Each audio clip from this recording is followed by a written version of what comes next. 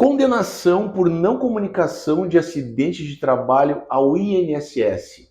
Afinal de contas, quando a empresa deve comunicar o acidente, em quais situações o benefício é reconhecido, em quais situações não é reconhecido, qual o prazo para a comunicação e para a elaboração da CAT? Tudo isso nós vamos saber no conteúdo de hoje. Vamos então, primeiramente, definir o que é acidente de trabalho. Acidente de trabalho é aquele que ocorre no exercício da atividade profissional, ou seja, é aquele que possui um nexo de causalidade entre a atividade laboral desenvolvida e o acidente ocorrido, que possa causar algum tipo de dano à integridade física do trabalhador. Nesse caso, esse trabalhador será encaminhado para uma perícia médica junto ao INSS, que é o órgão responsável para aferir se aquele acidente efetivamente se caracteriza ou não como acidente de trabalho. Sendo aferido por essa perícia e sendo caracterizado o acidente como acidente de trabalho, esse trabalhador terá direito ao benefício acidentário, ainda que a empresa não tenha emitido a CAT, ou seja, comunicação de acidente de trabalho ao INSS. Quando a empresa se omite da sua obrigação, esse trabalhador pode ele próprio se dirigir até o órgão previdenciário e fazer a comunicação de acidente de trabalho ele mesmo. E isso não lhe trará nenhum prejuízo, pois mesmo que ele tenha o feito pessoalmente, terá direito a todos os benefícios advindos e todo o resguardo e suporte que o órgão previdenciário lhe dará até a sua recuperação total e a sua aptidão para o retorno às suas atividades laborais. O erro é que a empresa entende que quando o afastamento não é superior a 15 dias, que não há a necessidade e a obrigatoriedade de emissão da CAT. É um engano, pois na verdade, mesmo que o atestado médico dê conta de afastamento inferior a 15 dias, a CAT deve sempre ser emitida ao INSS em todos os casos de ocorrência de acidente de trabalho. Quando a perícia do INSS entender que o fato não se caracteriza como acidente de trabalho, ainda assim esse segurado terá direito ao benefício do auxílio-doença. E a legislação prevê sim a aplicação de multas para as empresas que não emitem a CAT dentro do período estabelecido por lei, que nós vamos falar logo aqui adiante.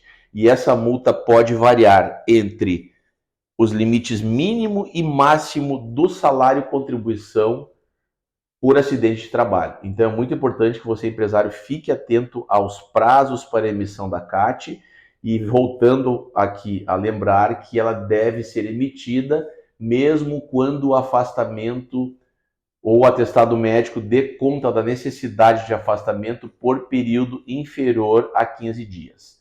Toda vez que houver uma circunstância de acidente de trabalho, a CAT deve ser emitida obrigatoriamente ao INSS.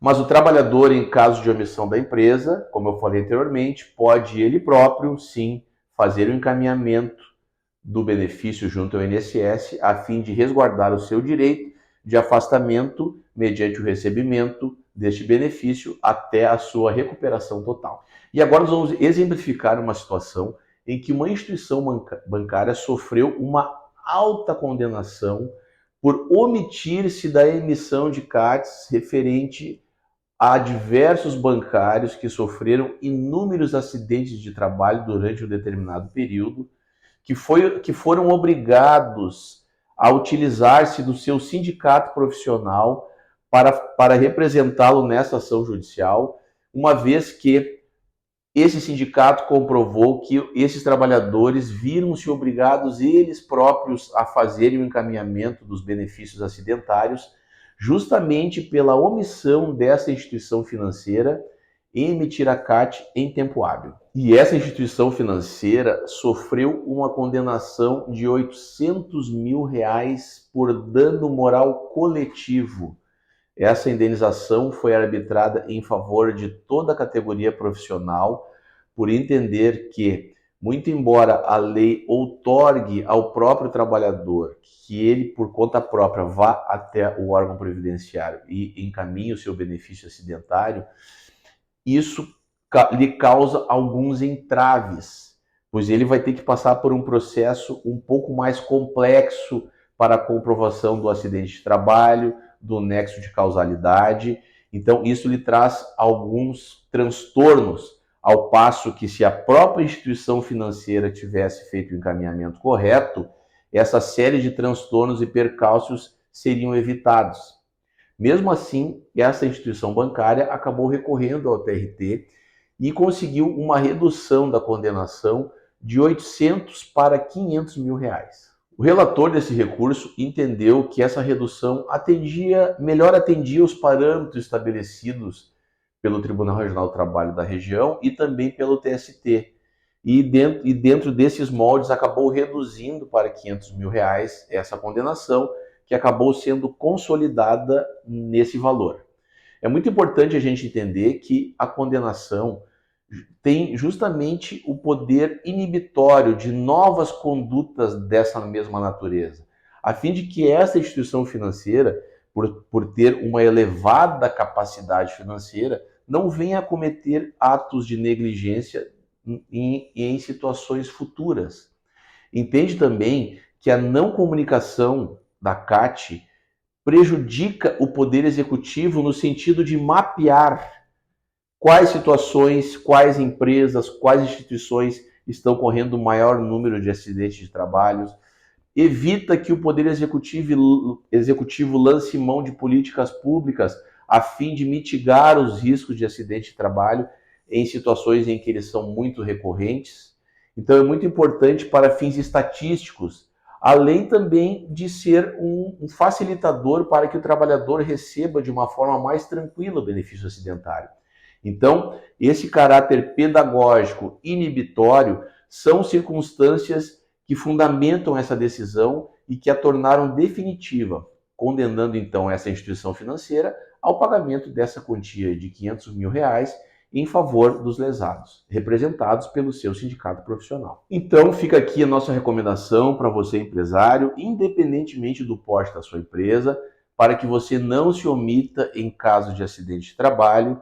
São inúmeras situações, inúmeras ações trabalhistas que são ajuizadas em razão desse episódio, pois, como nós falamos anteriormente, certamente a sua empresa poderá sofrer multas administrativas, poderá sofrer ações trabalhistas, dando conta de indenizações por dano moral, além de todos os desdobramentos de ações por dano material, pensão por perda parcial ou total da capacidade laborativa, que pode perdurar até o restabelecimento desse trabalhador ou até mesmo de forma vitalícia, quando não for possível a sua reabilitação para o trabalho. É muito importante que você tenha dentro do setor de recursos humanos uma aparelhagem, um setor muito bem treinado para que todo e qualquer acidente de trabalho seja comunicado ao INSS, independentemente desse trabalhador necessitar ficar afastado por 14 dias ou mais. Independentemente desse prazo, todo e qualquer acidente de trabalho deve ser comunicado ao INSS através da formalização da CAT, que é justamente a comunicação de acidente de trabalho. Tá ok? Um abraço e até a próxima.